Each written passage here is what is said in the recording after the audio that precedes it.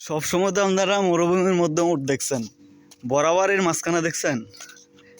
এই যে দেন চারিদিকে ঘরবাড়ি, এখানে একটা খালি মাঠ আছে, এখানের মধ্যে সাইরা দিয়ে রাখছে উট।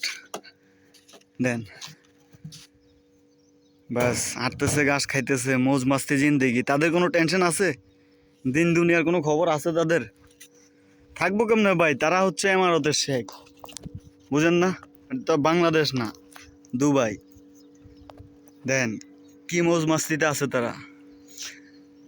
তবে একটা জিনিস দেখছেন, লক্ষ্য করছেন, সবগুলো উটের কিন্তু পা বান্ধা, সামনের দুই পা বান্ধা। তারা দৌড়াই কোনো দিকে চলে যাইতে না পারে বা কারো উপরে আক্রমণ করতে না পারে। তারা বেশিরভাগ সামনের পা দিয়ে আক্রমণ করে, এই জন্য তাদের পাগুলা বান্ধি রাখছে। সবগুলা উটের মনে করেন দোনোটা পা একসাথে বাঁধা। এই যে দেন ওই দিকে আরো আরো আছে।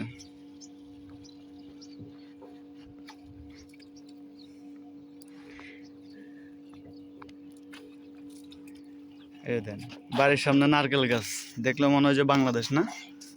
ওইদিকে পাহাড়, আর এদিকে ঘর বাড়ি, কাজ চলতেছে নতুন। এটা আসলে মানে নতুন আর কি, এই সাপিয়াটা। এদিকে এখনো আরবিরা ওইরকম আসে নাই, কাজ চলতেছে। কিছু কিছু ঘরে আরবি আসছে, বাকিগুলো এখনো সব খালি, কাজ চলতেছে সবগুলাতেই, সবগুলা নতুন বিল্ডিং।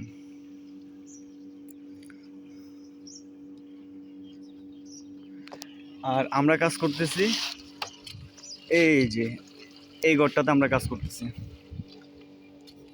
আমরা এখন এখানে পানি নিতে আসছি কুলারে। কুলারে এই যে দেন কি সুন্দর ডিজাইন কুলারের দিয়ে রাখছে, ফ্রিজ আছে, ঠান্ডা পানি যা যখন ভালো লাগে নিতে পারে, খাইতে পারে। তো আমরা এখন এটার মধ্যে করে এক ডাব্বা নিয়ে আনিছি ঠান্ডা পানি।